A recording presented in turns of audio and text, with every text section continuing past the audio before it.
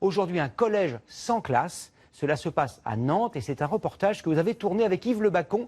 Et c'est le 2e épisode de notre série Enseigner autrement. Je m'appelle Moé et j'ai 11 ans. Je m'appelle Ambre et j'ai 12 ans. Je m'appelle Maxime et j'ai 13 ans. Je m'appelle Léa et j'ai 14 ans. Ils n'ont pas le même âge, mais suivent le même cours d'anglais. Okay, table test first. Dans ce collège, il n'y a plus de classe entre la 5e et la 3e, mais des groupes de niveau constitués en fin de 6e. Dans chaque matière, les élèves sont répartis en fonction de leurs compétences, d'apprentis à experts. Ici, chacun évolue à son rythme et peut changer de niveau en fonction de ses progrès. Puis nous, on est en initié, on n'est pas un hyper bon niveau, mais on est pas mal non plus et on pourrait améliorer. Ce qui est bien, c'est qu'il faut monter dans tous les niveaux et donc ça motive les élèves. On a des connaissances un peu différentes, mais on travaille ensemble et puis ça enrichit un peu notre travail. Pour leurs professeurs, c'est également une nouvelle manière d'enseigner. C'est pas sur l'âge qu'on se base pour faire nos cours, c'est sur ce qu'ils sont capables de faire.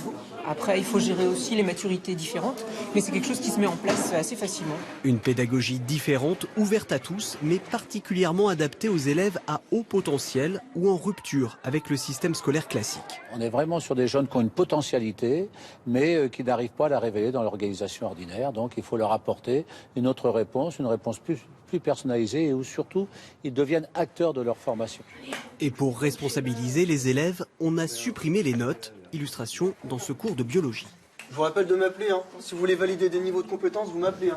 Sur sa tablette, le professeur tient une grille d'évaluation pour suivre au plus près les progrès de ses élèves. Chaque séance de cours, j'évalue les élèves sur les compétences. Et c'est à eux, bien sûr, de me dire quand ils pensent être rendus à tel ou tel niveau de la compétence. Que ça valide.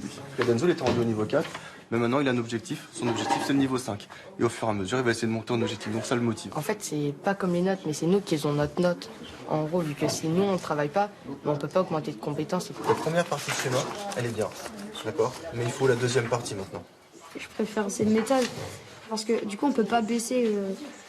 On démarre l'année en étant apprenti, mais on peut que monter dans les niveaux et c'est ça qui est super. Individualiser l'enseignement tout en favorisant le travail par petits groupes, une source de motivation supplémentaire pour trouver ou retrouver le goût d'apprendre.